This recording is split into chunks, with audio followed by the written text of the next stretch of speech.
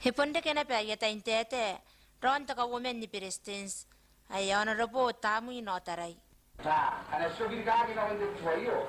Aspapawa ba? Asa ni nauna tatayan na asa ni nauna tapon ako latantan. Ay kaya karawat bugiya, aramuan ni misinari. Ay kaya ro kung nanita ko iyo. Na, kita ka. Isang bayan doon sa nauna, kita. Sugun muli ka kita ka kangayaran to pala. Ari, sugun ko pala. May nanon sa buwa dinigin nako. Di ka ko ang kay. Hanasate yosteria. I think is a tribute to their determination and their devotion to their faith. Yatay pa, punta ni Katorika yon Onotoa, punta lang nari.